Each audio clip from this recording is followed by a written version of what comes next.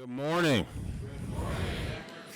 Look, before I even do the welcome and read off a script, I just got to say, you look beautiful. Right? Right? Everyone looks so great today, a lot of energy. We're really excited to be here. And I want to welcome everybody to the third annual STRYV365 Trauma Symposium titled, Don't Face Trauma Alone. So a lot of familiar faces, a lot of individuals that have been on this journey with us. We're going into our 5th year as a 501c3 nonprofit. Surprisingly enough, mentor Chaz Mulcahy showed up today. He's part of the reason why I came back to Milwaukee to start the foundation. He's an individual that believed in me and saw the vision and said, hey, we need you back where you grew up, and let's build something. So thank you, Chaz.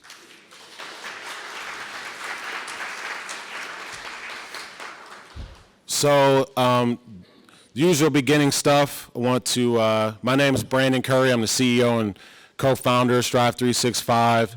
And as we begin, I want to make sure to acknowledge some individuals as well as thank sponsors and groups. So I'll start with Milwaukee Youth Arts Center. I'm not sure if you've been here before, but how amazing is this venue?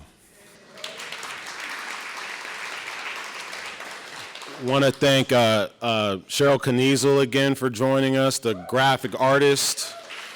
So I'm not saying, pay attention to the speakers today, but you also got to watch as they're talking. She's drawing. It's amazing. So one of the focuses with this event is we always talk about fun and engaging activities. We highlight sports and athletics a lot, but today we also want to highlight the arts, right? We need so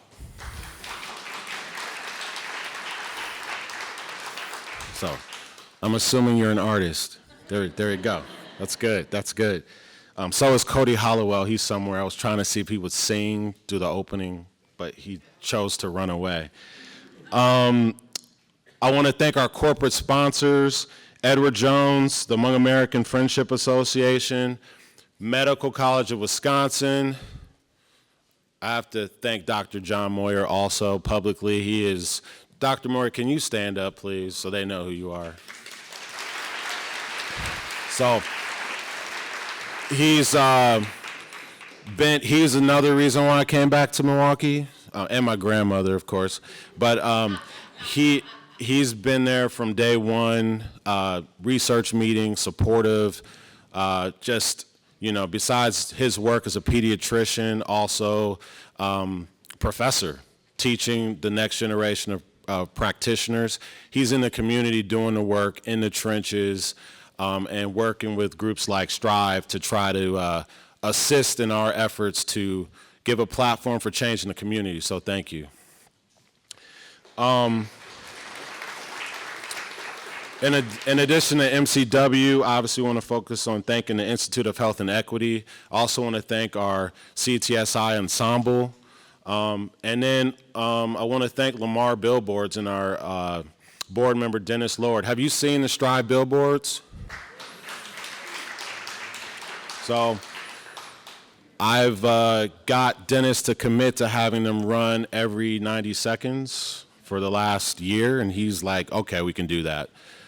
So we're excited. Really, it's just about raising awareness and trying to connect to the community. So thank you, Dennis. We also want to thank Orly Ruggs, Rogers Behavioral Health, the State Line Boys and Girls Club, West Care, Chick-fil-A. Did you get a chance to eat some Chick-fil-A?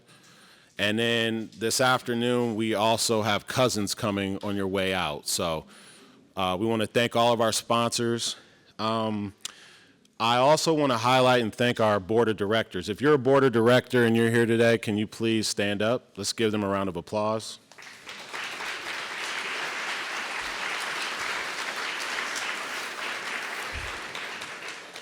Thank you all for the work you do. You're technically my bosses, but not.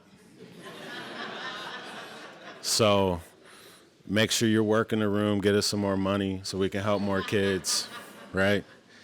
And I want to thank our speakers, our panelists, as well as our keynotes. Darvin Ham and Leroy Butler. Coach Ham, unfortunately, as you all know, he has a job transition from the Lakers back to the Bucks. So he was planning on being here, but had to go back to LA to get his family to move back. They start practice next week. However, Cody and myself had a chance to interview him yesterday, and he had some messages he wanted to share, and he said he will be in person at our next event, he promised. So we'll still get to hear from him, which is exciting. And then we have the inventor of the Lambeau Leap, Leroy Butler himself here. Hall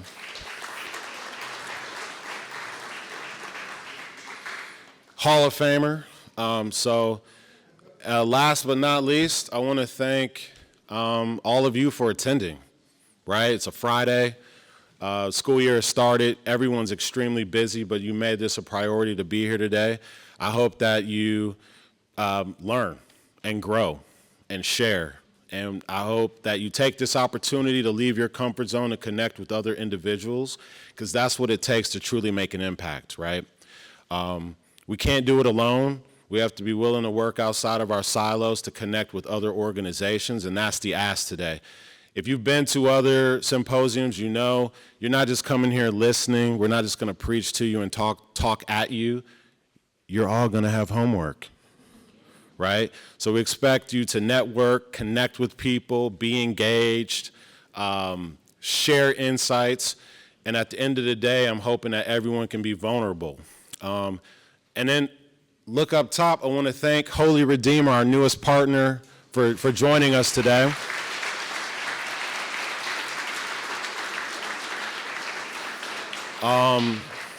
We appreciate all of you for making the effort to come, and you're welcome. You got out of class for half, I'm just kidding. But no, we hope you all enjoy the day as well. So we want to, I want to now, are we ready for the video? We want to have a video. The mayor, I want to introduce Mayor Cavalier Johnson. As we all know, he's busy right now. It's that voting season, so he wanted to share a few comments with us. I'm Mayor Cavalier Johnson from the great city of Milwaukee. Now I want to thank STRYV365 for bringing us all together again for this third annual Trauma Symposium. Look, whether it's yourself, whether it's somebody you know, a friend, or a family member perhaps, all of us end up dealing with trauma. It's unavoidable in our lives. I want to thank the individuals who have shown up here today, because when you focus in on your own health, you're making your life better, yes, but you're also improving life for your family, for your friends, for your neighbors, and for our entire city. And that's a good thing. So today, there's going to be so many opportunities for you to focus in on your own trauma, to focus in on your own health. I want you to pay a lot of attention to all the great keynote speakers that we have here today, but not just that, also work to make sure you get access to the resources that are available today. STRYV365 has done a great job over the course of the last 3 years bringing this resource to you, making it available to folks right here in our community. Please take them up on the opportunity to take advantage of these things.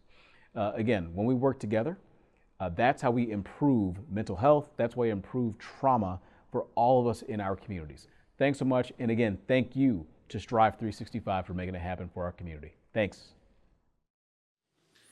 Wow.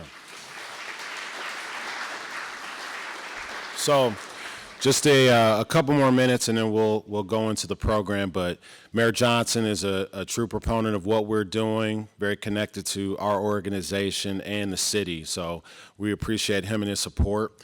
And one of the reasons for our title this year, Don't Face Trauma Alone, our values, we actually have the acronym FACES, and it's foster resilience, act with empathy, cultivate change, establish trust, and serve others. That's the motto we live by. And ironically, I'm going to open up a little bit, tell a quick story about myself, what happened this year. We've had the campaign of 2020 Forward going into January, extremely excited about it. Just nonstop work, preparing, ready to get after in 24, right? To honor commitments we've made to the community. Ended up getting a sinus infection, bad sinus infection.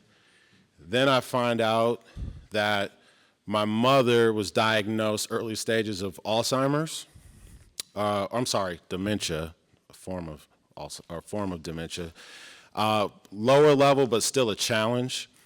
And then about 2 weeks later, my father has to go in to have his legs amputated. He hasn't been well for a while. So this all happened, I don't know, within 3 weeks. So as soon as I see my father in that situation, it just hit me different, right? It's something you don't prepare for. I know his health hasn't been the best. And actually, DJ Sean and I were talking before this about, I know, it's time.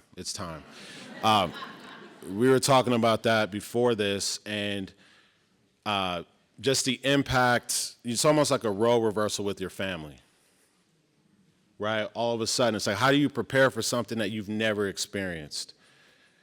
And so it's one thing if it's one family member or one parent, but when it's both at the same time and you're not prepared, and then you're saying, oh, I'm committed to this city, to this cause, what we're doing, it was like this avalanche of stress and pressure, right?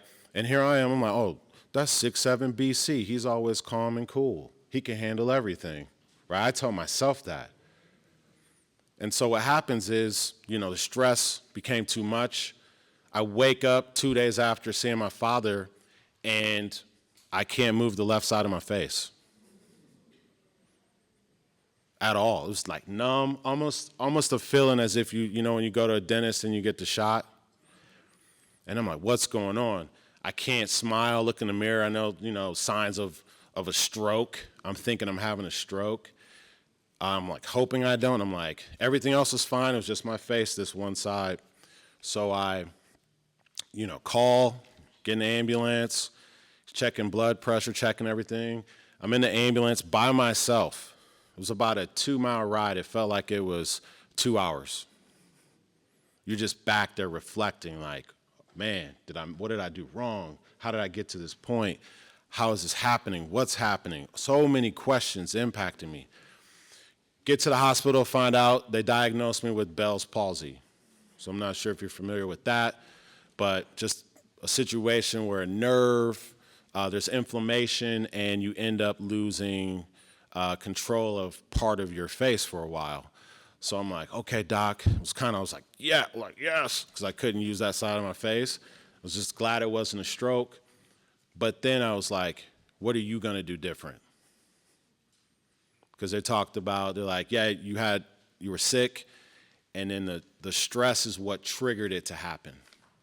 There's no treatment for it other than time. Time. And they said it's a minimum 6 to 9 months. So there's a lot of individuals in here from my staff, friends, colleagues that have been there supporting me through that. So I want to say thank you all for being there for me. And I wouldn't be here still in this situation, this capacity, if it wasn't for you all and the support. So thank you.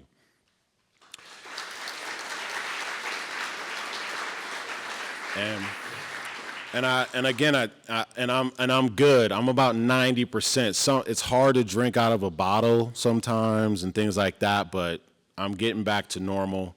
But again, I'm opening up today in front of all of you because I hope that you all can do the same, right? That's how we start healing self so that we can then help others, okay? So thank you. So with that said, we'll move forward with the program, right? Let's get it going. Let's get some energy. I'd like to introduce Ms. Beverly Taylor. She is our moderator for today. I don't know, I think Cody's creating the agreement. I asked her if she would sign a 20-year deal to do this for the next 20 years. She's amazing. I also want to introduce Shauna Nichols. She is the face and sound DJ for the Milwaukee Bucks. She's here today. Dear friend from Chicago. That's too bad, that part, They're better, but they're still not, Bears, I don't know. But Raul Raimundo, he is the CEO and co-founder of the Resurrection Project. Thank you, Raul. And then, dear friend, we're working on partnering with them to be one of the first, create an SEL National Performing Arts Curriculum with him and his team. He's the director of the Milwaukee Youth Symphony Orchestra, Carter Simmons. Carter. Thanks. And last but not least, dear friend, he's also does some stuff with us. We partner with him. He's amazing in the community, but also an extremely talented athlete. He was the first individual to be drafted into the NBA from the NBA G League, Mike Taylor.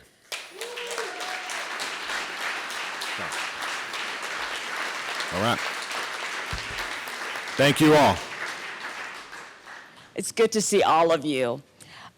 We have a great panel here today. A lot of great things to talk about, but a short time to do it. So I'm going to jump right in there. You know, trauma has many faces, and in coping with it, there are many different ways of doing that. You can utilize music. You can utilize art. Having that strong support system is also important. So we're going to be discussing all of those things here today. We have, again, a great panel. So what I am going to do is just pass the mic down, and they will introduce themselves. Thank you. Good morning, y'all. How you doing? Good. It's good to see you. Thanks for having me here today. I appreciate you, Dr. and Cody. Appreciate y'all, STRYV365. My name is Shauna Nichols. I no longer have a last name. It's now just DJ Shauna. So I'm a Milwaukee kid. I'm honored to be here today, and I've been a part of Cody's world for long before STRYV, and I'm grateful to be here with you today. I can't reiterate that enough, but I'm excited to hear what we have going on. What else do you want me? Is that good? That's good. Pass it on? Yeah, here you go. Buenos días a todos. Good morning, everyone. Raúl Raimundo. I'm an immigrant from Mexico, came to this country in 1972 when I was 7 years old. And as our moderator said, trauma has different faces and levels, and immigrant experience is one of them as well. I co-founded the Resurrection Project in 1990, have been doing this work ever since, a social impact organization trying to build healthy community and healthy relationships. Good morning, everybody. My name is Carter Simmons. I'd like to welcome you to my classroom. So I'm the music director and artistic director here at the Milwaukee Youth Symphony Orchestra, and we're the largest of its kind in the United States, and that's sort of a surprising thing. But Milwaukee loves its young people. And so the work that the team at STRYV do and we do, and our partners here in this facility, the Youth Arts Center, we dedicate ourselves every single day to youth development and to helping kids. So thank you for being here. Hey everybody, how y'all doing this morning? First off, I would like to give honor to the universal source, who's ahead of everything that I do. Give a huge honor to the elderly that's in this space.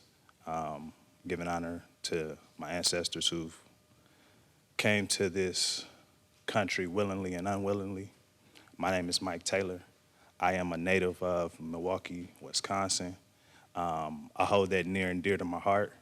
I was once one of these youth that was here suffering and struggling on the way to find out, but I've been able to come back. I'm here today to just be a voice for the voiceless, talk about the trauma that we experience here in Milwaukee and how it affects us on a day-to-day basis.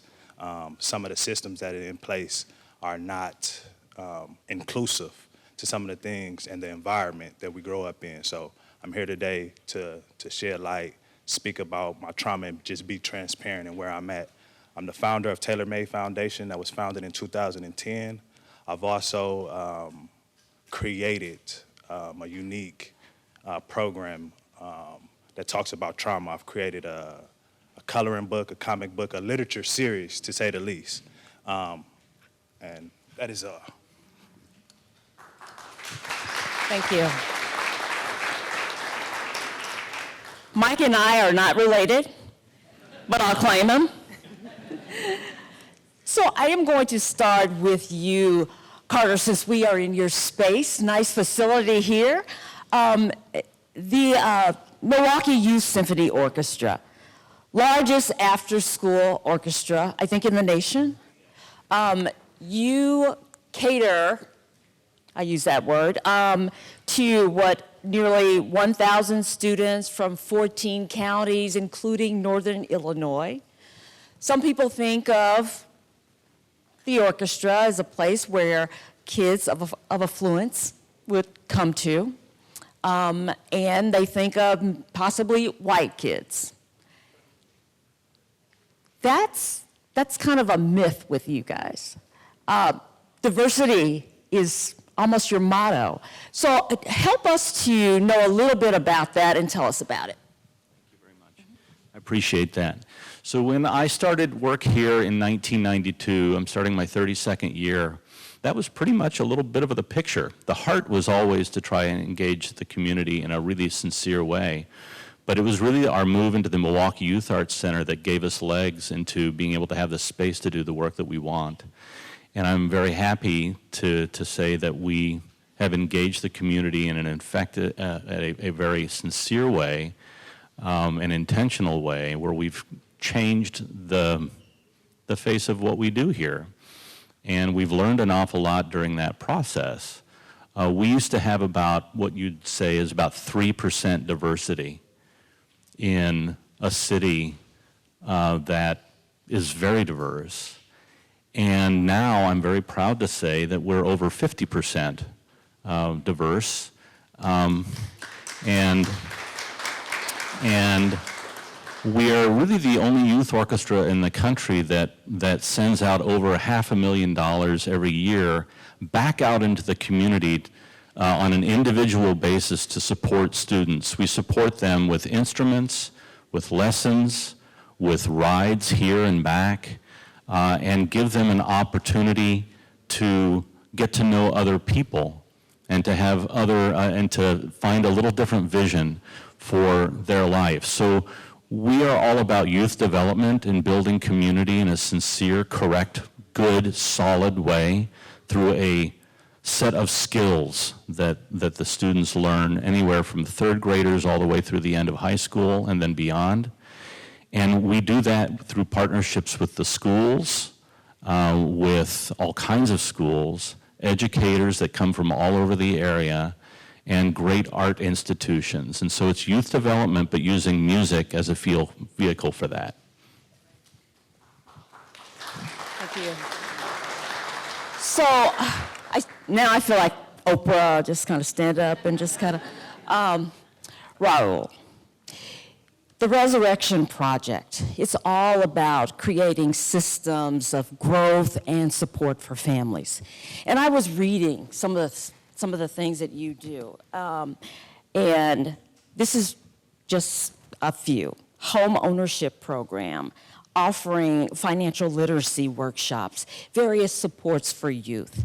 Tell me about the inception of all of this. What motivated you to create this organization and how it's impacting the community? Thank you.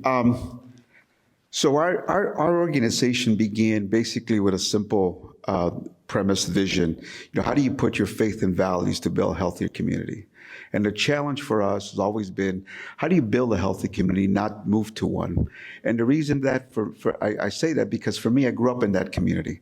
That community in the 70s and 80s and 90s was going to too much trauma, too much violence, too many gangs, too many activities. And my story is basically, as I went to the parish that welcomed us as immigrants, the pastor was preaching from the pulpit about a young man who had been shot across the street from the church and was asking, what are we going to do about it? We're just going to pray and pray that the problem goes away, or we're going to do something about it. Like, whoa. Having been in the neighborhood and seen my colleagues not make to their 18th birthday, I said, yeah, he's right. And that was sort of the impetus for me and many other people that care about making a difference in the community. And the key here is what STRYV is doing as well. What do you do differently to make things better? You know, everybody knows Brandon's story. He came back to the neighborhood. He grew up in a neighborhood. He's putting his own self-interest in place. That's what I was doing when I started organizing the institutions that led to the creation of this, and identified key things across this country. We talk about building wealth. Our strategy is the first thing you got to do is prevent wealth from being sucked away from neighborhoods. And we were recognizing that many families were getting preyed on, predatory lending, a lot of this stuff. So we initiated programs to make sure that families knew what they were getting into and prevent wealth from being sucked away. Shortly afterwards, we began to develop strategies to build wealth and create homeownership opportunities for people who wanted to stay in the neighborhood and create what we're saying is balanced development. You know, how do you make sure that families who have been there in the neighborhood for many years benefit from the prosperity that's going on as you welcome newcomers? Because communities are always changing and evolving. Wonderful. Creating generational wealth is so important. Mike, now, you've been in professional basketball. You're a Milwaukee native? Okay. And you are a captain right now of a team in the Big Three. Okay, I'll get it right. All right. So now, and you mentioned the comic book. So there are a lot of things going on. You have with your foundation, the youth basketball program that goes on, the kids love. How do you see the relationship pulling together, kind of arts, athletics, and dealing with, the trauma? And we talked earlier, you have lived what a lot of our kids are going through. So when they talk to you, they talk to somebody who has been there, who understands them. I appreciate you for that. I believe that Milwaukee is a unique space, a unique place. I was overseas for about 15 years, so I've been able to see a world view.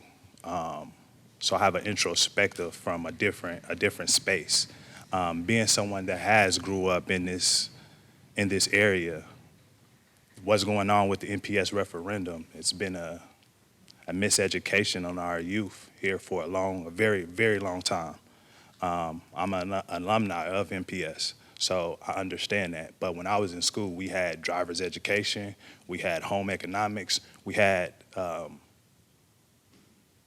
skilled trades that we could learn that would make us successful citizens like today, right? And I feel like that is what's missing. But this unique thing, when we're talking about the mix of art, sports, is something that was the only way that I could express myself. I believe that the definition of art is the way that you express yourself. So from the way that we dress, the way that we carry ourselves, I believe that's a form of an expression. And I feel like we don't have a lot of avenues for our youth, safe avenues, healthy avenues for our youth to express themselves. So what are they led to? They led to what I like to call a dead end, right? Basketball, for me, I was able to get a scholarship to go play in college. I was able to get a Division I scholarship to go play at a university, receive my associate's degree. But for those who don't have a talent and can't get out of this neighborhood, they're left on a dead end. They're left with the streets, and they left with wreaking havoc and trying to find a platform to express themselves. That's why I love what STRYV is doing. Not only are they bringing the conversation, they're actually bringing programming into the schools. The staff that they have, I've been a part of the staff. I've been into these schools. I've seen the work that they've done. It is an impact. These kids, when they come into these schools and they see these staff members, like, they see support. They see someone that represents them. They're able to go and get one-on-one mentoring sessions and get to break down some of the things that maybe their parents don't have time at home to do, right? And that's where I've been able to, use my platform.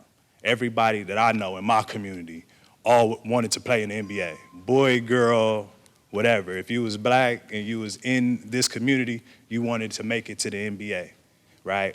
But I'm here to say, hey, it's an illusion, right? It's part of an illusion. I'm not gonna stop you from pursuing your dream. If that's your dream, it's gonna take some work. It's gonna take some hard work. It's gonna take a vision, right? But now I'm here to say, hey, let's be more intentional. My dream was to make it to the NBA, and I made it. But I want these kids to have a vivid vision of their dreams, right? To say, hey, not only do I want to make the NBA, I want to be in the NBA for 10 years. So I couldn't be mad when my career ended so short because my dream came true, but I didn't go along with that dream. So now I'm coming back to pour into the youth about personal development, about self-development, right? Once you know oneself, you'll be able to learn anything out here in this world. And I think the empowerment of self is something that's really needed in this community.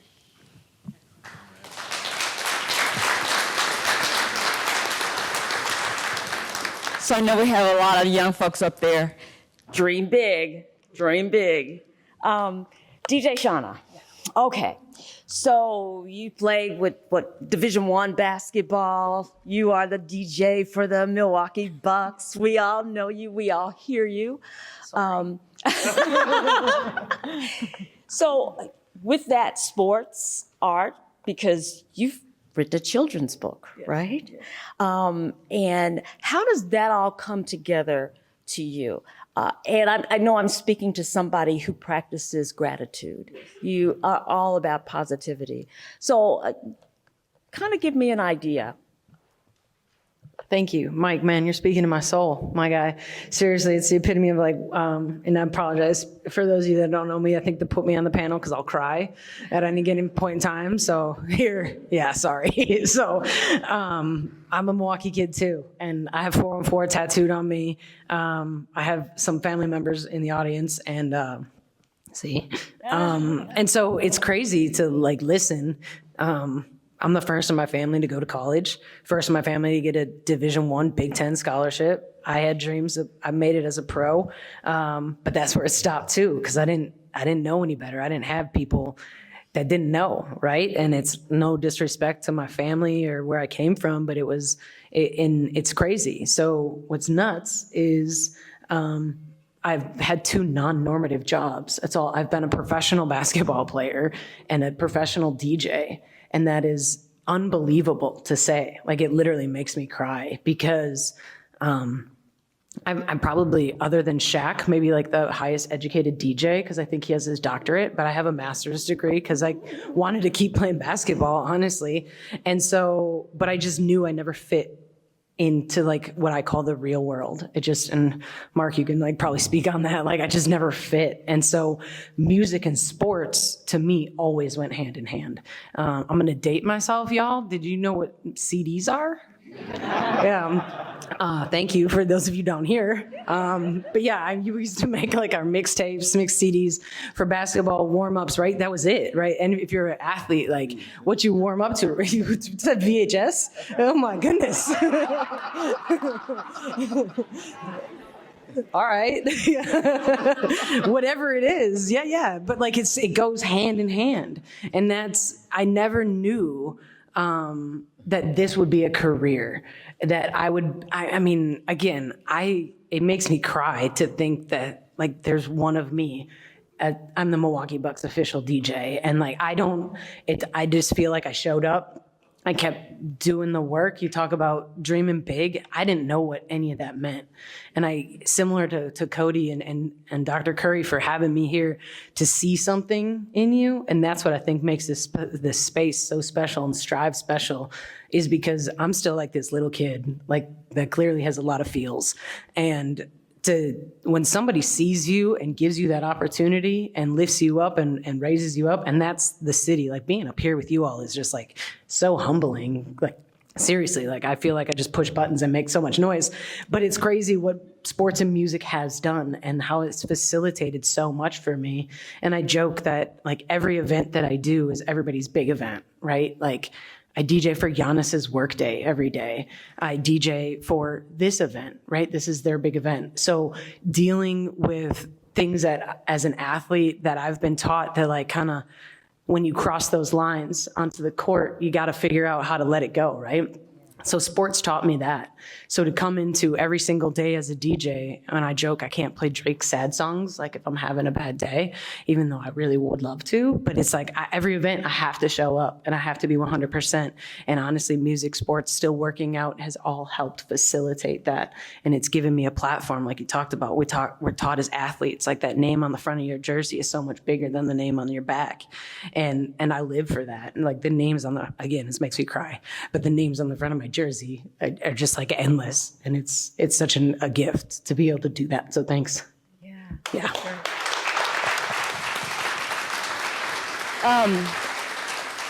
I'm not sure who's my timekeeper, but am I good? Should I keep it going? They kind of give me questions, but then when I get here, they just kind of go to the wayside, kind of, because I talk to you guys. And I was talking to you, Carter, and you were telling me that all of the conductors took a training under STRYV. Can you tell me what the impact was on that? Sure. I'd be delighted to. So again, we're all about trying to connect with kids and to help our young people. And that means you need to get to know their individual stories best you possibly can. And with an orchestra of 100, that's sometimes challenging to do. And so STRYV and the team, Paula, Tim, Coach Kawan, Jordan, James, Eli, they all came over and they helped us out. And they helped us lean into this and to give us some tools to try to help our students get to know themselves, get to know each other, and for us to help them do that, to create community. And I was so excited when I got to go through that. I got so excited that I forgot what I was doing, and I was so late to a bunch of meetings that I had, and a staff member had to come and grab me and say, hey, you focus. So, but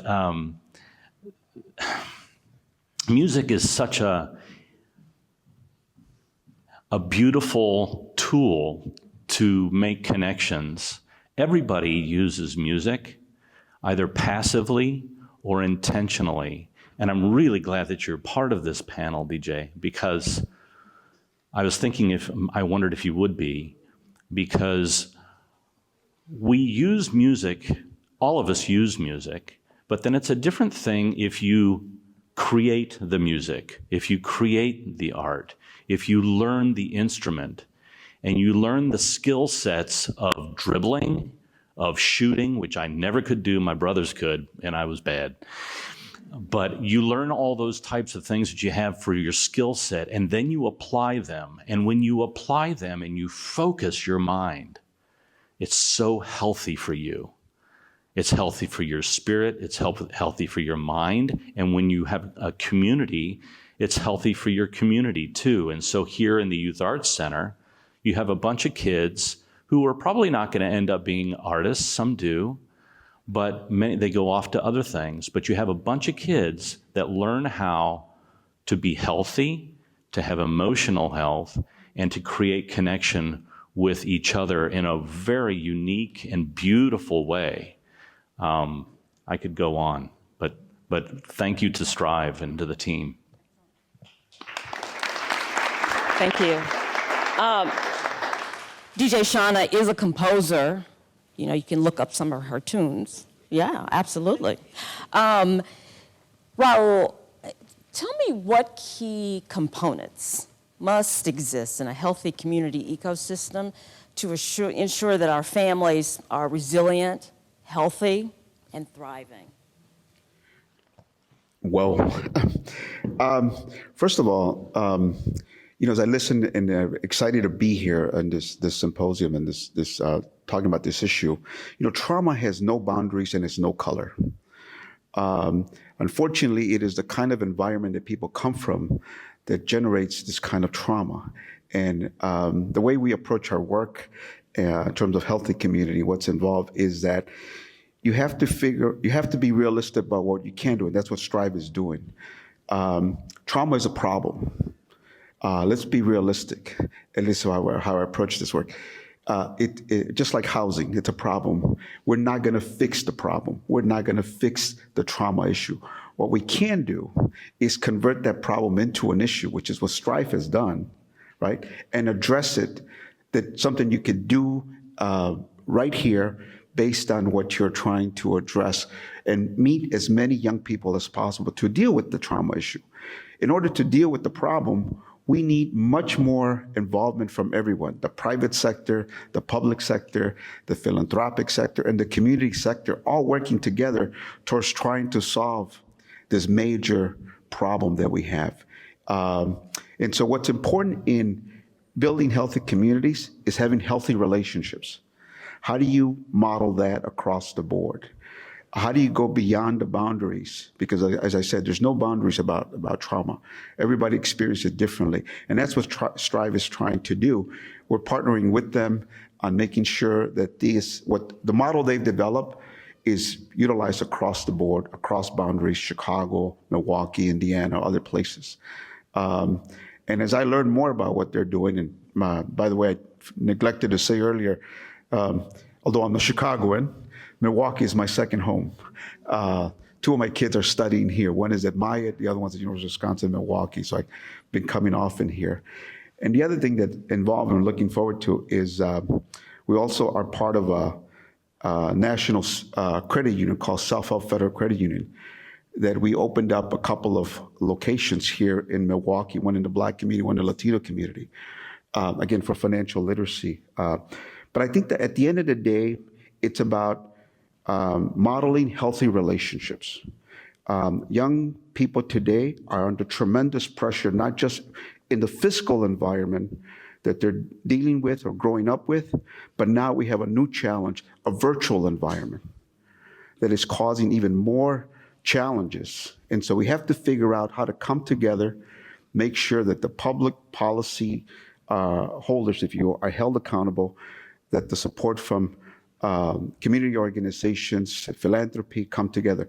By the way, another STRYV in the Resurrection Project, we've been blessed to have a benefactor, the Hervis Family Foundation, to really invest in innovation and allowing us to do the kind of things that we're doing. Otherwise, we're sort of limited to what we can do without the kind of investments that need to create innovation. And that's what STRYV is, an innovative program. And that's how we approach our work as well.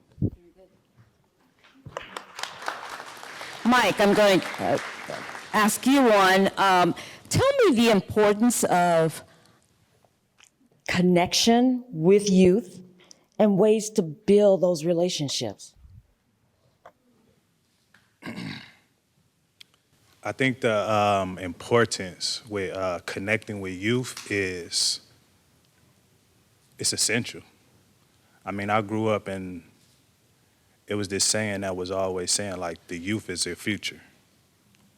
Coming from a background, not only am I coming from the sports background, but as I dealt with trauma in my early childhood, basketball was like a space of refuge for me. It was a place where I can escape, not worrying about my family dynamics. I grew up without my father.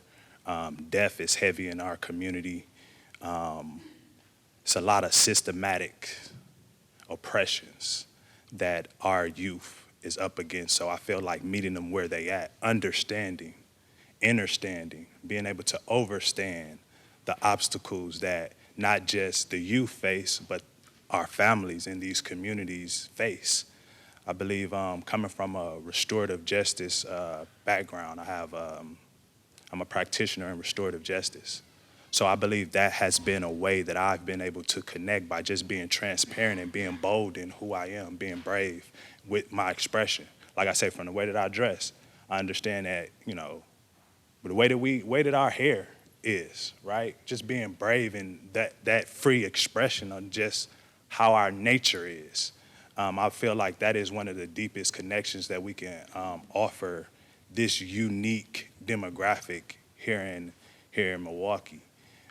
With connecting with the youth, is like meeting them where they at.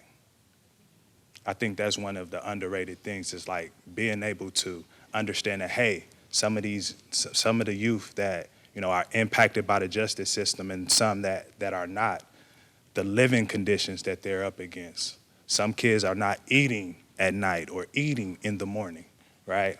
So being able to have an understanding, but as soon as they get in that school building, they sit down at this desk and turn to page 57, and a lot of these kids are dealing with emotional trauma, right? I think that's something that you can't see. Like, we can talk about basketball and you can see that I'm a physical specimen, I'm great, right? You can see those things, but what you can't see is my mental, right? What has been affected from what I've experienced. The emotional state. I believe that's something that has never been touched on in this community. The spiritual state, like, these kids are aware, right? They are very aware of what's going on. But by us being like, oh, you're just a child, or oh, this is an adult problem. No, these kids are dealing with adult situations. I feel like it's a radical, I guess it's an epidemic, right? It's not a pandemic, it's an epidemic on the connection with our youth. So these are radical systems that are in place. So it takes radical solutions. It takes radical imaginations to meet them exactly where they at and be a solution. We can talk about the problems, we can talk about the trauma which all of us are faced with, but what are the solutions, right? I believe that, you know, having programs that are intact with restorative justice being a forefront to where these kids can feel like they can co-create a saying in their education, right? Let's listen to them and hear what their problems is. And then maybe we can pull the resources together and be able to assist and help them. Mental health is a crisis in our community. We have so many undiagnosed health issues in this community. And for this to be accessible, for these conversations to be, you know, addressed and to start, right? Kids, y'all up there, be brave. Be brave in how y'all express yourself, but also learn, right? One thing that I like to say about life is, like, learning yourself is the biggest mystery in life. Start to learn yourself now. Start to learn yourself, like, today, all right? Thank you, Mike. And you're right, that's so important, learning yourself. I mean, I went through an awakening, but it happened just a few years ago, and it dealt with something that happened when I was a kid. You know, that kind of push back, but that stuff seeps out. So thank you for what you said. All right, DJ Ashana. You are well known in the city. You are very visible with the Milwaukee Bucks, but it goes beyond the Milwaukee Bucks for you. I mentioned you're a composer. You're author of a children's book. She has a clothing line. So there are a lot of things that are going on with you. But kids are attracted to you, you know, because what you do, what they see you doing. What advice or what do you think that we could do to make a difference in the city? I appreciate that question. Thank you very much. I'm proud of, like you said, I can push buttons and play other people's music, but learning how to make music really changed the way I looked at music. So I appreciate you giving me that shout out. For what it's worth, actually, one of my songs is called Heart of a Fighter. And you want to talk about big dreams, Mike, like, I have dreams that this is going to be the women's championship basketball anthem for the women's Final Four. So, like, thanks. Thank you. So if anybody's from like ESPN, like I've been trying. I work for the Women's Final Four. I'm the official DJ for the Women's Final Four. But so I am trying. I don't know if I'm trying. So to answer that though is like, what can we do? I try to be honestly somebody that I think I needed when I was a kid. I have Peter Pan tattooed on me, which speaks. I've went through a lot of therapy. I talked about it. I promise.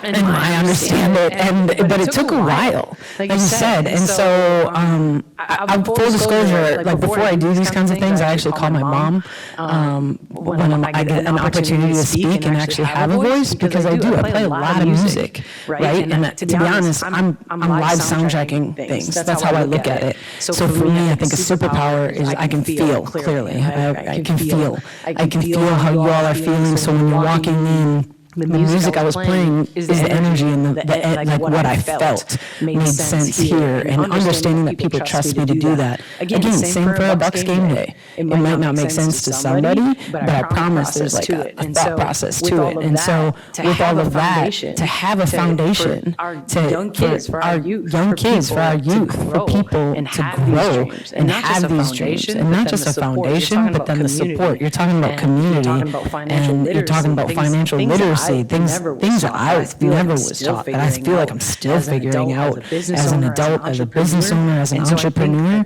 And so I think like what's happening among STRYV, and you talk about how special Milwaukee is, and it's so unique. I lived overseas too, and I kept coming home for a reason. Your organization is one of the ones I'm most proud of, because again, it breaks all these stereotypes, and like this is the Milwaukee I want to be a part of. Like that's something that I think music does, is like there's only a few things in life that bring people together. It's music, food, and sports, and somehow I'm like intertwined with all of them. To give our youth, our young people, whatever that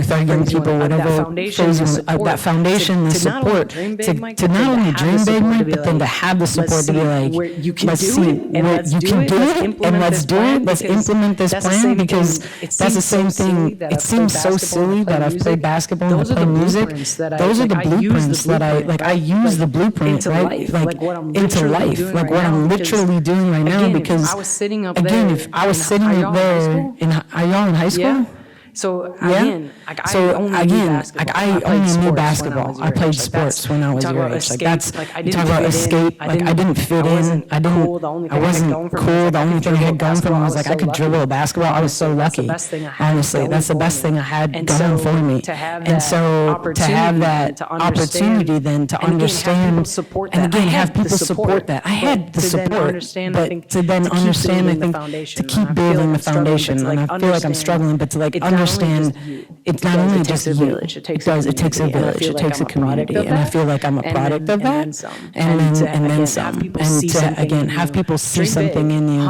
Dream big, 100%. I've worked with athletes too that want to play D1 or want to play professionally, and it's not trying to be a dream crusher at all. It's reality, facts, right? Like it's reality, because you and I don't know if anyone else, we're less than 1% of the population as professional athletes. Like that is something that and that was my goal, Mike. Like, and I say that. And so now it's like, how can I use that? So how can I pass it on to them? How can I pass it on? How can I influence you all? And I'll talk about Giannis and Dame all day long, what kind of music, if that'll help you get inspired, because that's what the understanding, the platform that I've been given, and how I can share that. And then hopefully just like infuse the community, because the Bucks give me such a huge platform, and that's such a huge gift, and I don't take for granted.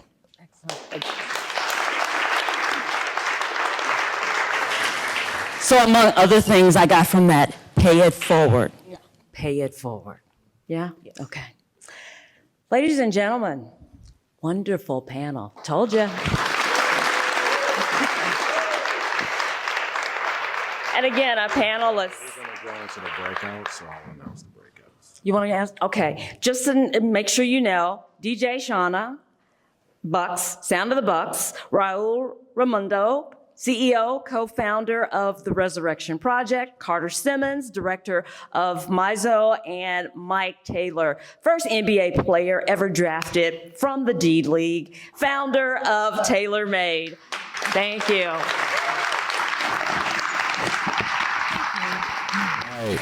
Thank you all. Thank you all. So now we move to the portion where breakout groups. So how this works, all of you have a number in your badge, or you were given a number. We have members in the back, STRYV staff, with that number. That is the group you are going to go to. So find your number, and you will go with that individual. Hello, Senator Tammy Baldwin here. It is a pleasure to join STRYV365 for your third annual Trauma Symposium. As we come together again for this significant event, we are reminded that far too many kids in our communities experience trauma at an early age. The reality is, whether it be dealing with conflicts at home, school, or navigating daily mental health struggles, our kids need our help to overcome their challenges. Early trauma without intervention can be detrimental to our kids' well-being and future relationships, and can lead to poor decision-making later in life. And that's why it's so crucial that our communities and families have the necessary resources and support they need to address these challenges head-on. But those resources only work if utilized, and that's why it's important to teach our children that it's okay not to be okay, and it's okay to ask for help. The burden is on all of us to ensure that kids have access to support. I've been proud to work in Congress to provide Wisconsin kids with tools and support to empower them to overcome adversity and make good choices and persevere. I have long worked to not only increase access to mental health care and substance abuse support, but also to break down the stigmas that block people from getting help. We know that when children are supported through their trauma, they are more likely to develop healthier coping mechanisms, foster resiliency, and be confident that they are not alone in their fight. I couldn't be more grateful for all our incredible Wisconsin leaders like Dr. Curry, our STRYV365 members, and community advocates. Your tireless work to ensure Wisconsin children are not alone and have the guidance they need to come out on the other side of trauma stronger is making a real difference. Breaking the cycle of childhood trauma is no small task, but the dedication and effort all of you put in to support Wisconsin youth speaks volumes. And for that, I am saying thank you. I'm proud to be your partner in supporting Wisconsin kids at home, in the classroom, and in their future endeavors. Together, we will prevent trauma from becoming a lifelong burden for Wisconsin youth, one mentor at a time. How are the breakout groups? Did you enjoy it? Yeah. We'll continue to do that. It almost feels like it's never enough time, right? Especially when you're engaging with colleagues, other organizations, individuals doing great things. But we will continue in our symposiums to figure out ways to give you all an opportunity to network and connect. But again, we all have cell phones, right? So we can get numbers, get contact info. Outside of this, the hope is that the conversations continue.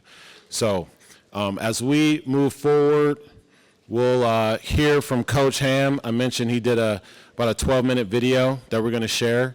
And then we will conclude after his video with the introduction of Hall of Famer Leroy Butler. All right, thank you. How about we start with you just letting us know how it all began for you? Thanks for having me. Just, normal kid, man, growing up in Saginaw, Michigan, born 1973, July 23rd, 1973. Mom was a school teacher. My dad worked at General Motors, former Air Force vet. Just growing up with structure. My parents both made a solid income. We're middle class, I'd say lower middle class. But, that changed quickly when, layoffs started to happen as we moved into the 80s. Cocaine started infiltrating our neighborhood. Crack hit, I'd say around 85, 12, 13 years old. I think I was 13. And it really became prevalent in our community. I just watched our community go from a village, from a community to a village, to a neighborhood, to just a hood. And it was sad, you know what I mean? And I know people that were saw people growing up who were hard-working U.S. taxpaying citizens, having a good life, working hot, really good jobs, making really good salaries, get addicted to that substance and really just basically fall off a cliff. Within 2 or 3 months, they've lost everything. Wow, and it was everything was just sitting them to jail. No help with addiction, no help with educating the people who were seeing this every day. It was just lock them up. So going through all of that, really just open your eyes to what's really going on in society and get numb to it. For someone else that's not in that environment, it may look like a horror movie, but when you're in it and you're living it, it's like, it's normal. It doesn't rattle you one bit. Life is like sports. God is the owner of the team. Your parents are like your coaches, your uncles, all the adults in your life that's leading you and trying to lead you in the right direction. Those are like your coaches, and your siblings and your friends and everybody are like your teammates. Right. And so sometimes you have good coaches, sometimes you have bad coaches. Sometimes you have good teammates, okay, average teammates. Sometimes you have horrible teammates. Sometimes you have great teammates. So it applies to life. And obviously with drug use and a lot of adversity comes violence oftentimes. And for those in the game and for those not in the game, can you share your story a little bit about how it impacted you ultimately and the adversity you faced? For sure, man. I can remember one time at school, my junior high, a bunch of friends, trying their hand, and like we say, you're born into sometimes some bad coaches, and parents going through whatever they're going through, and don't have enough to give you, just only enough money to barely pay bills and whatnot. Kids see other kids with clothes and sneakers and whatnot on. You want that, it goes from toys to fashion to cars and jewelry, and then, with more money, you start buying more weaponry. Mm-hmm. And then now it goes from fist fights to sometimes knife fights to now it's all out gunfire, you know what I mean? So a lot, man. I myself, riding home from picking up a pizza with my big brother, 14 years old, April 5th, 1988.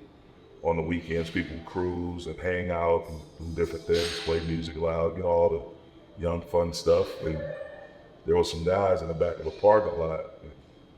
We got to shoot, and the shootout started happening. As we're turning, get all the way to the far lanes, a three-lane road, about to make a left, and this guy just running towards the car, shooting backwards stuff, trying to get to these bushes that was on the other side of the street for cover. And as I'm looking and I'm seeing him shoot, I go to just turn my head, and the bullet hit me in the right jaw, ricocheted off my jawbone, and they had to take it out the left side of my neck. And so I was in the hospital for about 2 weeks. My brother was driving, took me home, we ended up getting to the hospital. It was crazy. Just listening to you describe that moment, it's almost like it just happened yesterday. Oh, for sure. That stays with you. And so do you think that moment it almost shaped you to getting kind of where you are today? Totally. It made me numb in a sense. And then especially, there was a lot of shootings that summer. Summer 88, Saginaw, Memphis, because up until that point, I say from about 85 to 87, people was just getting money. Mm-hmm. It wasn't a lot of violence. And then once it started to swell, the money's getting bigger. Stakes are getting more higher. People, and you had a bunch of functional addicts. And it was people working in the plants that were users. And so they're getting paid every week. So in some cases every other week. And going into the weekend, they're getting their fix to go party, to do whatever. And they're functional addicts. And so they got a constant stream of income to pay for this stuff. And so that summer, man, it got crazy just out of nowhere, man. I got shot, a bunch of my friends got shot, people got killed. I say from 88 to all the way to now. It sparked something that even to this day is like, I go back home, it's nothing like when I grew up there. A lot of the youth we serve, ultimately, when you say that you kind of got a little numb after that incident, and Dr. Curry talks about this all the time, about that being a brain response to trauma and a survival mechanism to be like disassociative. When you look back on that, did that numbness help you? Did it ultimately hurt you? Is that something that in the moment just was what it was, and now you look back on it and you think, was that like a coping mechanism? It was happening so much. It's like, it's like someone skateboarding and just wipes out, right?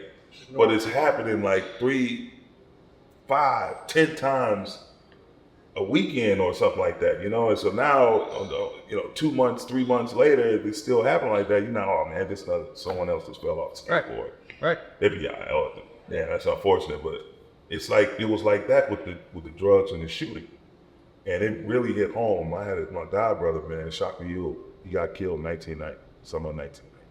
I was a pallbearer, 16 years old, pallbearer. It's crazy. When you got a 16-year-old in a box being carried by 6 16-year-olds, 15, one 17. And it's the first time I ever saw my dad cry at that funeral because, like you said, he had gone through some stuff growing up. We grew up together in the church. Our families were close. And he spent a night at my house. I spent a night at his house. Spent a night at each other's grandmother's house, just growing up playing, just having fun. And just things took a turn at a certain point, and then he ended up being murdered, like not long after I got off the phone with him. And so that one rocked. It's almost like maybe it hit your dad hard because he could have almost saw you in that box too. I had to get shot. Yeah. I got shot first. Yeah.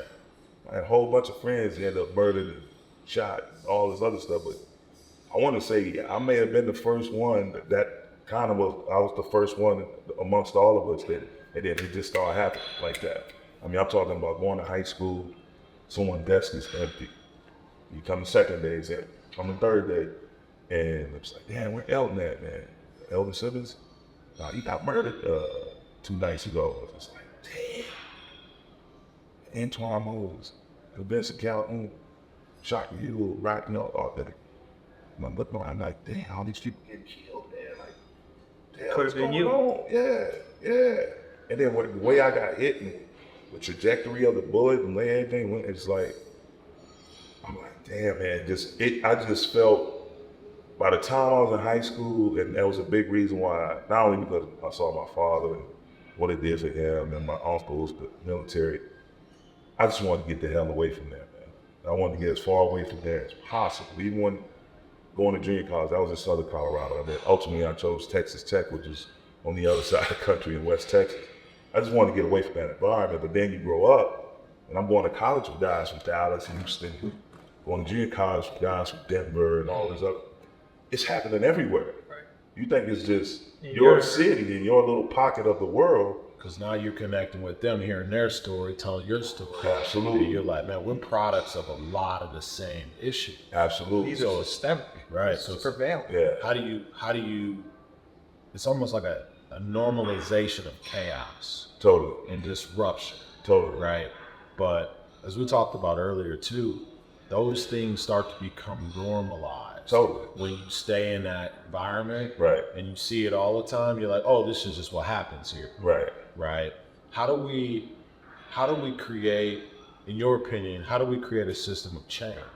I think you have to start with mental health, because I got to the point where I realized I have PTSD from all of that. And you compartmentalize it and store it somewhere in your brain, but you don't flush it out. And we gotta let our kids know it's all right to cry. It's all right to feel pain, but it's how you handle it that determines whether you're gonna grow from it or make situations even worse by lashing out because of it. Even the idea, like you're talking about, one thing we live by is a formula. Yeah. Visibility plus accessibility equals opportunity. Absolutely. I mean, just stuff like that. Fun and engaging. Yeah. It's just fun. I think we get to this point in life, especially those of us who ascend to where a higher space was perceived as being a higher space in terms of visibility, finance, and whatnot. And we just want to money. How do I make more money? How do I rub elbows with the people? As opposed to going back, even if you're not from there, allowing yourself to be accessible for people who've gone through tough times and are in these tough communities, and letting them know that, you know, giving them the type of tools to be able to navigate that stuff so they can have an opportunity to achieve the highest of heights. And if you're able to give your time, and that's just as important, if not more important, where they see your face, they can touch you, they can talk to you, you can share your life experience, and they realize, like, damn, Darwin grew up kind of like I'm growing up. Right. Or this happened to him, like he still made it, I could make it. Yeah, that's well said, Coach. And you know, we talked earlier too just about you coming back and having a ton of different opportunities, but you chose to come back here to Milwaukee. For sure. Right. And so, you know, as we close out, what exactly brought you back here? What's your hope for the future for the city of Milwaukee? Man, just my love for the city. You know, ultimately, you know, I was allowed to come back here, go to work again, and she know what this city means to me, and my whole family does. The players, the front office, the ownership, Doc, getting the opportunity to work for Doc, it's like, it's cool. He's a Hall of Fame coach, well-traveled, played the game at a high level, coached the game at the highest level. So just to learn from him and the other coaches I'm gonna be working with as well. And to reunite with my players like Brooke, Bobby, all those guys, Chris, Pat, Giannis, obviously, it's a dream come true. And my son is working for the team now as well, so full-time player development coach, yeah. And so, but the city itself, just the heart and soul of the city, come around, people acknowledge you, they don't bother you, you know, they acknowledge you, say what's up, really appreciate, man. And in life, you want to be places where you appreciate it and not just tolerate it. You know what I'm saying? Like this city has a deep appreciation for me, and I have an appreciation for it. And just want to use my resources and my travels to be able to help as much as I can. Things I've learned from coaching, playing, interacting through my nonprofit, interacting when I go do philanthropic work with the NBA in the summertime, Basketball Without Borders, or Sports United, those type of things, that platforms that the NBA provides in the summertime in different countries. Sometimes, you know, first world countries, sometimes third world countries, and everything in between. And so to be able to have all of that, experience all of that, be in a tight-knit community, it has its own issues that, you know, that are daunting, but yet still solvable with the work of people such as yourself. I just want to put my 2 cents in and make my contribution. Well, you've helped us and made a great contribution spending some time with STRYV365, Dr. Curry and I, and ultimately we really appreciate you and look forward to opening this chapter of supporting each other, just like you said, figuring out ways to empower those that need the toolbox to be resilient, and you really embody that, and we just appreciate you and look forward to the future. Oh, I appreciate you guys, man. Thanks again for having me, and anytime you need me, feel free to tap in. Oh, I appreciate it. Thanks. Powerful message from Coach Ham. Again, sorry he couldn't be here today, but really excited to be back in Milwaukee and connect with us in the future. So some exciting news we have coming up. STRYV's creating a podcast series called Resilience in Sports. Coach Ham and some other coaches and individuals, the next keynote, he's going to be my co-host of the podcast. He doesn't know yet, but I'm going to get him to do it. So the hope is just to have conversations such as those, just about what's happening around the community and how sports and other engaging activities can help be the catalyst for change. So thank you, Coach Ham. And with that said, I'd like to invite Beverly back up. Without further ado, one of the reasons we're here today, he is the inventor of the Lambo Leap, Leroy Butler.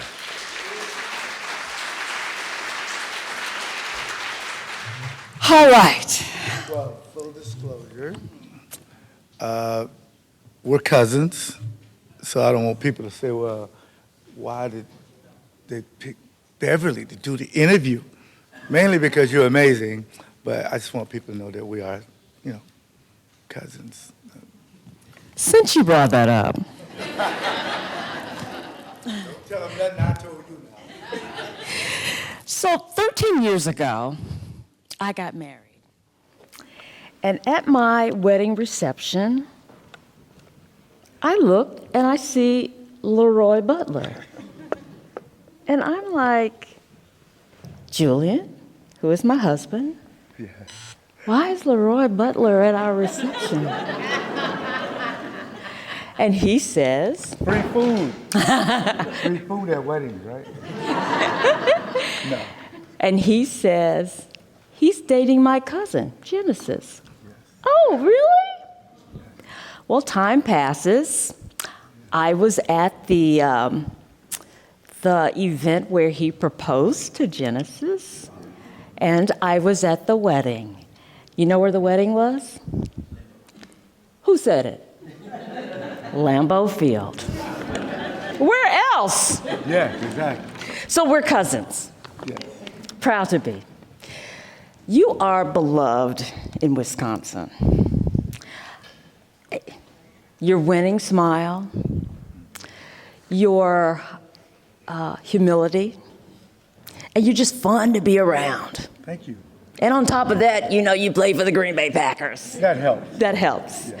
And I'm sure in your closet there is a gold Hall of Fame jacket. Yeah. Yeah. Congratulations on that.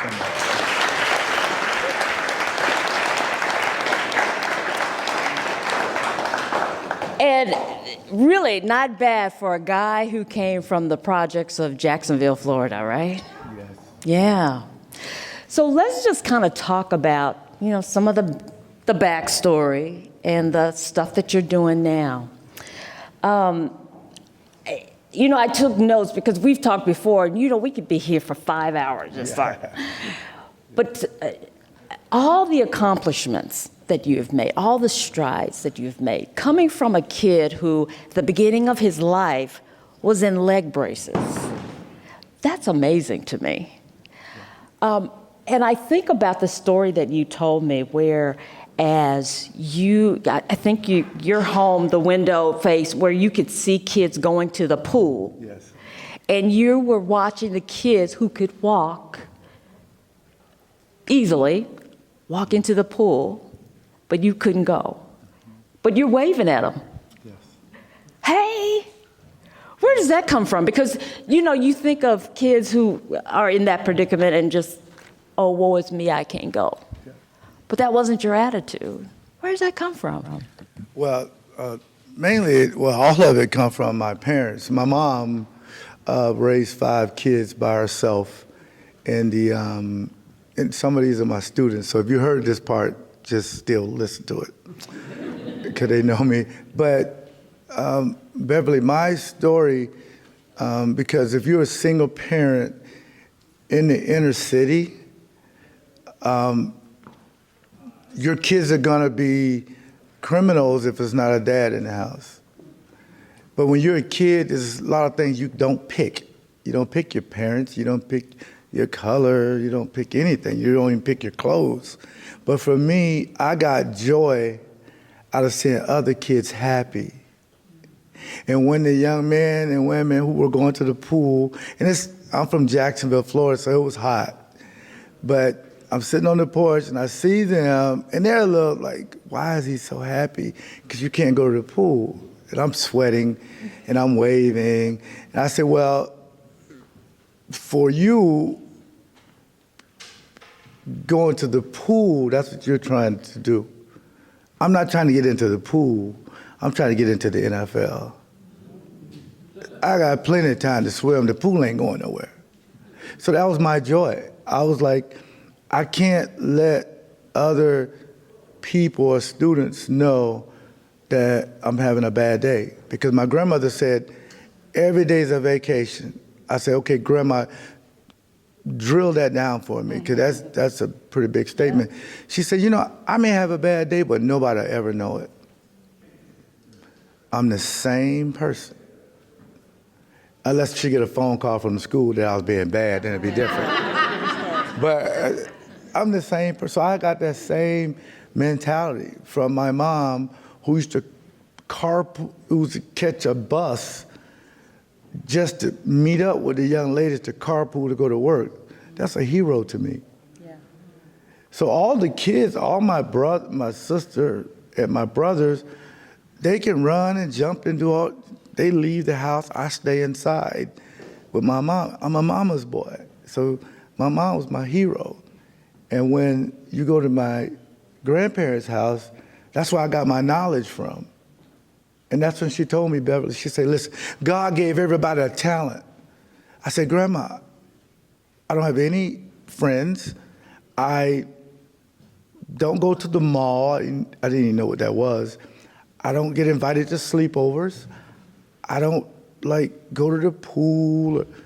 No, I don't get any of it. So did God skip me or what? She's like, no. And my grandfather really summed it up. You have the unique ability to ignore anything negative. It doesn't bother you. Normally, if somebody has something negative, they want to fight or get upset. No. So that was my gift, was ignoring negative stuff. And I get it from my parents. Your parents are the true heroes. They teach you everything. And my mom and dad got a divorce, so sometime it happens. Matter of fact, I had a divorce one time. The second one good, though. Second, good. Yeah. Don't tell my first wife I said that. But we get along fantastic. Yeah. My first wife, Rhodesia, she runs Butler versus Bullying in the state of Florida. Really? And my wife, Genesis, from the north side, from Atkinson and Capitol, 29th Street. We don't have time for negative stuff. There's enough negative stuff out there. You got that right. So that's where I get everything you talked about. That's where I get. I know it was a long answer, but I just wanted to put it in context, because I remember people asking my mom when I was little, is he always like that? Yes, because he knows how his life is going to end, because he wants to play in the NFL. And you would just hear the people laughing. Well, they're not laughing anymore. Yeah. No. The other thing, and you mentioned it, you said, I want to play the NFL. So you came in with that in your mind while you were still in braces? Yes. What made you think, I'm going to be in the NFL? I mean, where did that come from? It's a great question, because you can pick what you want to be, but it's not up to people who believe it or not. It's up to me. Mm-hmm. And I was telling Cody and Brandon, matter of fact, they told me they run 365. There are no board members or nothing. They say they run everything. They do all the work. And I believe them. But that's not true. It's just funny. It's just one of these things where I said to myself, I'm a special needs kid. I had a learning disability. So already I can't run and jump like the other kids, and I can't. My teachers thought I was colorblind, but I just couldn't spell or say magenta, which she say, "Oh, he ain't colorblind. He just thinks it's just yellow, black, and brown in the crayon box." And then she was like, "Oh, I know why you can't read at a level. I know why. I want everybody to stand up and face the back of the room." Everybody. She said, "No, not you, Mr. Butler. Face me. Now read." Now the kids aren't laughing at me because I'm reading it slower than them. Mm-hmm. So in my mind, I got to really block out what people are thinking or saying. So basically, my grandma said I was giving myself therapy. Because if you're not happy with what you see in the mirror, of course you're going to be an angry person. So I'm thinking the ultimate team sport is football, right? Where can you, I'll give you an example. Brett Favre threw an interception, and he's upset. He's kicking the dirt, and he's really upset. I go over to him and say, no, don't do that. No, don't do that. It's my job to get it back. And on the rare occasion, and students, you better not Google it, that somebody would catch a touchdown on me, he would come to me, Roy Lee, I got you. He would throw it to Sterling Sharp for 84 yards, Antonio Freeman for 60 yards. They forgot about what I did. So I said to myself, football is for me because I have deficiencies and my other teammates they're going to help me. Right. But this is how I got there, Bev. My grandma also told me the smartest people in the world are teachers. I used to get in debates with kids. Who's the smartest person in the world? They're naming all these people. Foot surgeon, brain surgeon, all these. And no one said a teacher. I got offended. I said, well, you know, all those people had teachers. Every one of them. You don't just wake up and go operate on people. You got to go to school. Right. Yeah. I think everybody but their parents and their teacher, yes, I get bothered by that. Then again, I don't get bothered anymore because it's up to me to tell the message if they miss it. And the last thing, Mr. Brown in 5th grade told me they had playbooks. Beverly, I said, wait, I watch the NFL every Sunday after church, by the way, because we go to church 100 days a week in Florida, man. I'm like, Mom, doesn't Jesus have a family? It's Wednesday. It's Thursday. Can he go to his family? I want to stay home and look at cartoons. No, we got to go to church. So we're always in church. But it's like, how do you get to that place to say, you know what, I want to make a difference. I don't want to be a statistic. And it worked for me because the people around me were going to hold me accountable. Yeah. They're going to make sure that I understand the leaders. And my mom used to always say, to be a good leader, you once had to be a good follower. But if you're going to follow, choose the right leaders. There you go. That's good. So to me, some kids look, I want to go to the mall, so I want to go to grandma's house because grandma told me to listen. And when that teacher told me they had playbooks, it blew my mind. More anxiety. I got a learning disability. I mean, I can't remember. He said, yeah, they got plays about thick as, I apologize to the younger Gen Z and millennials, but we used to have phone books. And it was about this thick, and you can get anybody number you want. Probably a little creepy, but it's okay. Yeah. And it was about this thick, and you can get anybody number you want. Probably a little creepy, but it's okay. Anybody number you want. He said the playbooks are that thick, and you got to learn every single play. If you don't know the play, you can't play on the field. But my teacher said, I'll teach you how to learn and how to be a leader. And that's how I made it. Without my teachers, I am not sitting here. Without my mom, my grandparents, I am not sitting here.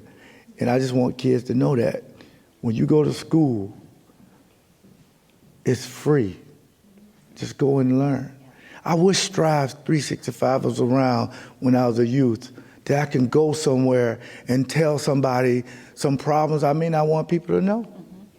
But they can help me get with other kids that live where I live, that think like I think, and we all come together to just help each other. But that's the reason why this collaboration is something that we may get the Nobel Peace Prize, and we won't have Brandon speak for it, though. We'll have, that's the last one, Brandon. We'll have you do.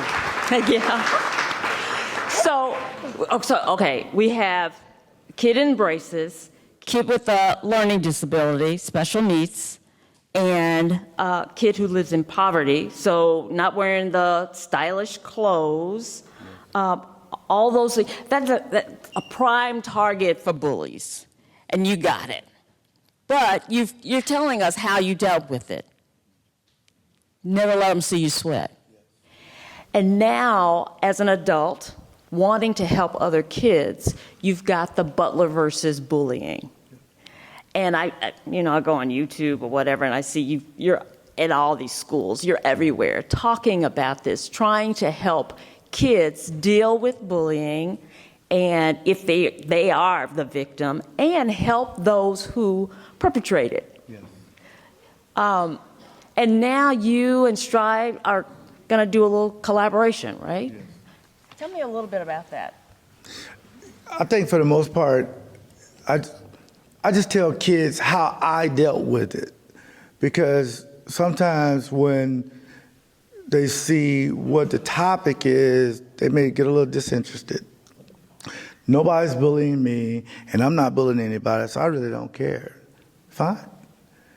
That doesn't mean it may not happen, so we want to prepare you.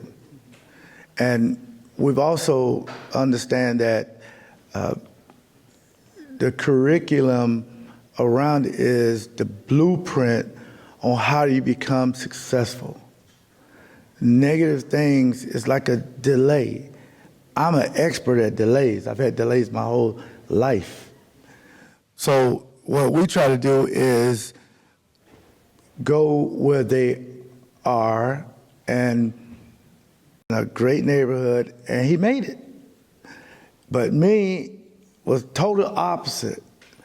And I told the kids, again, you don't pick your parents. Yeah. We don't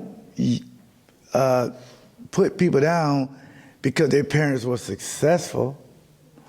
I learned from people like him that he could not even be here and not even care. And the students was like, you're right. Because if he's had everything, why is that bad? And yes, he's here speaking. So they apologized to him. Then he looked like he was about to cry. I said, man, don't do that. Because they're going to make me cry. And I got to be like, they're supposed to be, got all these cameras. But I understand questions like that. Why is that bad? And yes, he's here speaking. So they apologized to him. Then he looked like he was about to cry. I said, man, don't do that. Because they're going to make me cry. And I got to be like, they're supposed to be, got all these cameras. But I understand questions like that. But yes, no, the people who are successful, that's not a negative thing. No. What a negative thing would be to make it and not go back and tell your story. So the collaboration is to bring in the youth on the north side, where I grew up on the north side of Jacksonville. And the collaboration is having people who can articulate the vision, like Brandon and Cody, and I can do mine to them, and it works.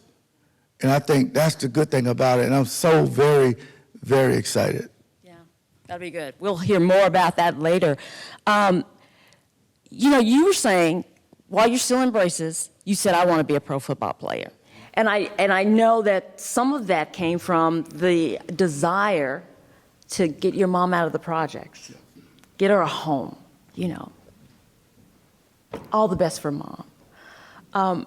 But having that from that young age and never straying away from it, you never had a plan B. No.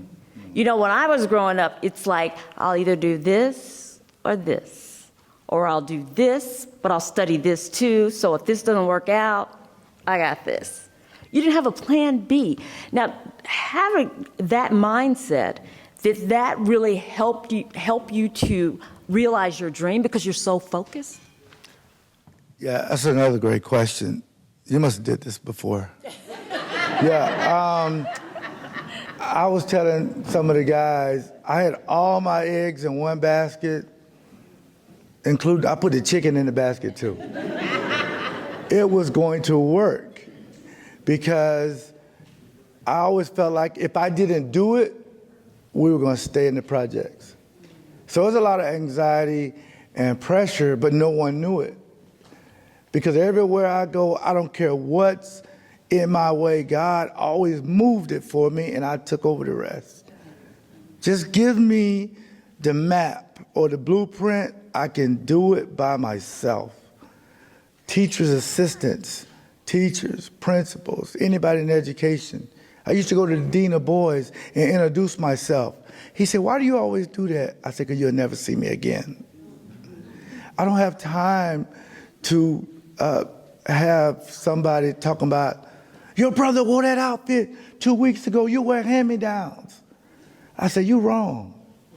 He had it on yesterday." I'm not in school for a fashion show. I'm in school to learn from the smartest people in the world. I don't have time for that. Yes, thank you. So yes, and everybody's different. Everybody is different. But for me, everything was going to work, and it worked because I didn't hurt myself, somebody else, and I try to always be the person in the room to try to affect the room, because you never know who you will meet. And my mom always told me this in closing. She said, "Be nice to everybody, because you never know when you may run out of gas." And if you're not a nice person, they'll drive right past you. Right. But if you're a nice person, 15 cars will stop. Yeah. And it has to be genuine. So,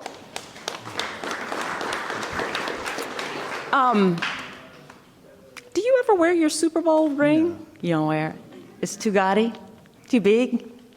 No, just put it in. There's a story. Oh, okay. Well, I'll say this.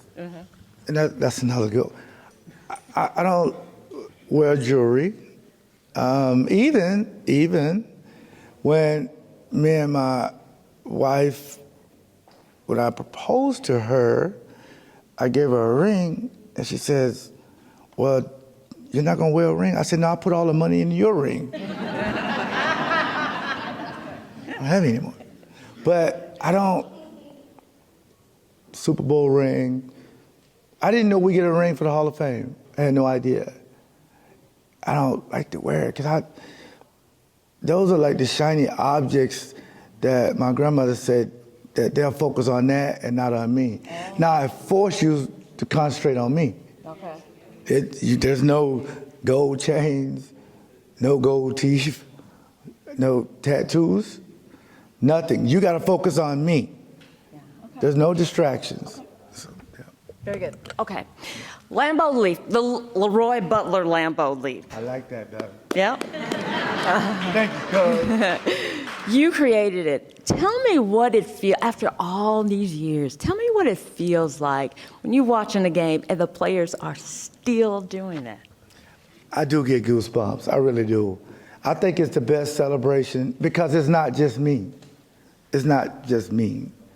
It's me with the fans / shareholders. If y'all didn't get no stock, the next round, y'all got to buy some stock. Maybe if we get like some rich people, we'll buy stock for all the kids we work with. And I mean, it's just a thought, right? I mean, kids deserve to be a shareholder. And they could take it and put it up in their room and put it up there. So all the rich people look for emails soon. But I just love it because it's the best celebration, because it's with the fans. Yeah. That's wonderful. Yeah. You know, with your, going back to your feet, and I know we're obscure kind of question, but with your feet, and I know as time goes on, you still have issues with your feet. And playing Green Bay football, you were having issues with your feet. And I think that's one of the reasons you stayed in Green Bay, because you found somebody who knew how to care for your feet, right? Yeah, you did your homework. I did.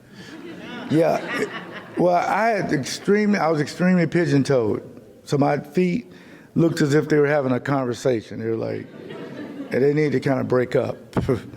But the left one, just, so they told Miss Butler, they tried the white corrective shoes, we blew right through them things.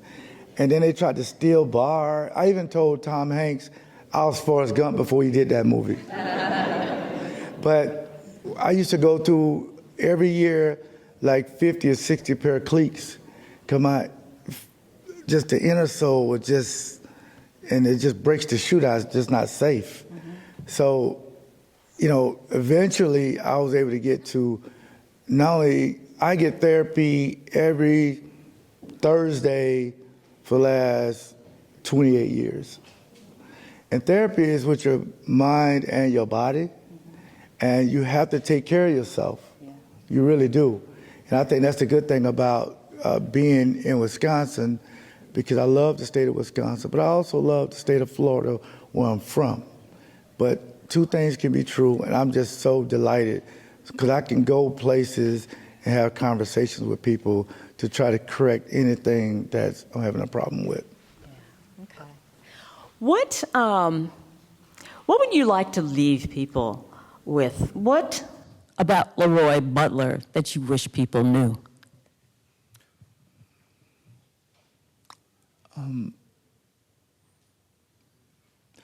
That he was different from every guy that was famous, who thought they was famous, who thinks they're famous. But he always put people, when he talked to people, interact with people, he makes it about them. They can go Google what I did, which sometimes can be a little exhausting. But when I meet people, I want to know about you. And one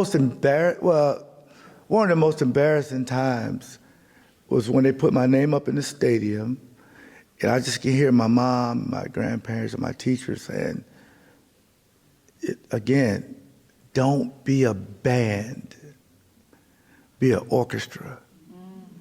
Bands break up all the time.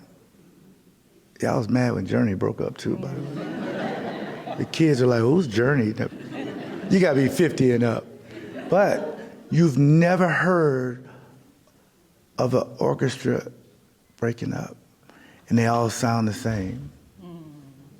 So one of the best compliments I got, a young man, I'm working on my documentary, he says, meeting Leroy Butler is like his mom is standing right behind him. Because you know how you are when your mom, oh, there's mom. I mean, there's your grandparents. Even if you smoke, you put it out. If you drink, you throw it away. Oh, why did I throw it away? But that's what I want people to know when they meet me, that his mom is standing right behind him. Because if you know she's behind you, you're going to act accordingly. So I try to do that all the time.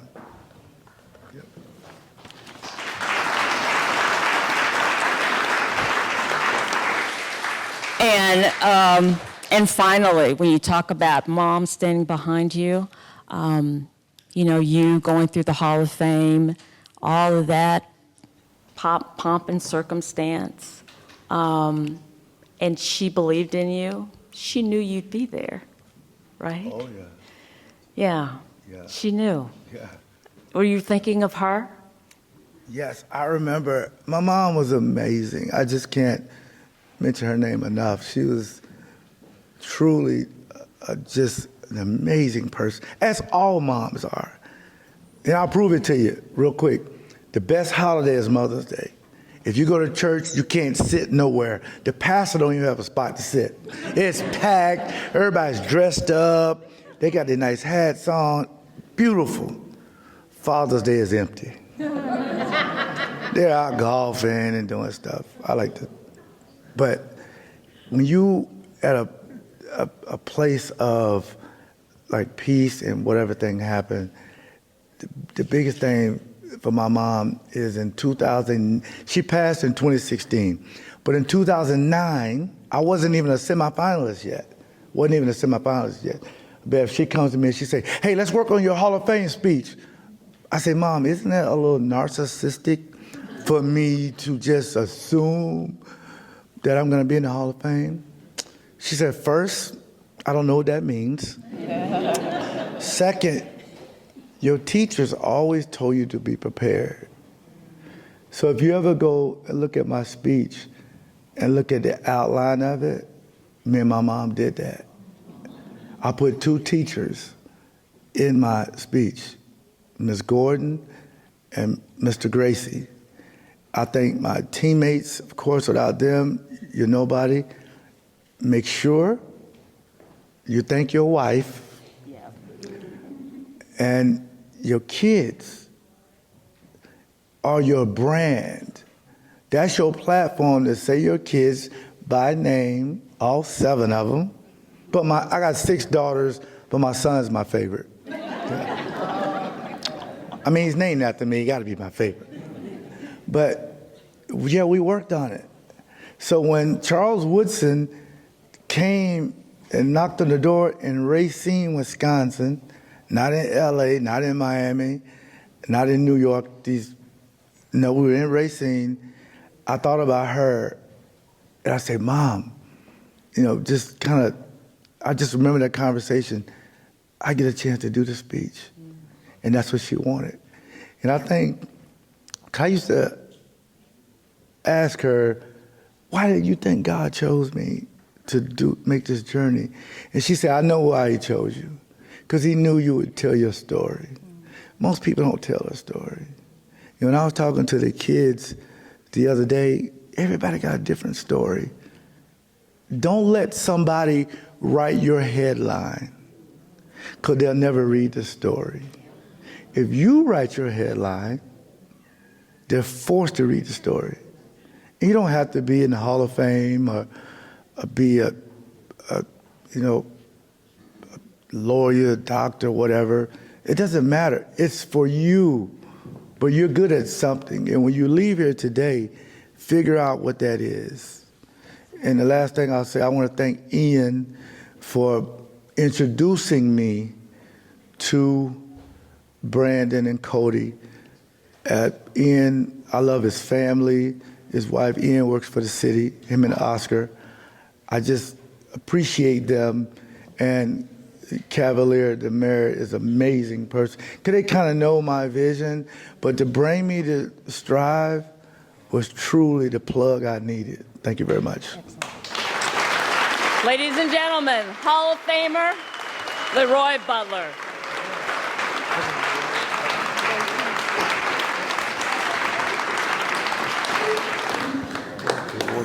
He fired me at my own event. That's amazing. No, I hired you. So, thank you. Let's love him too, right? Let's give it up for him one more time.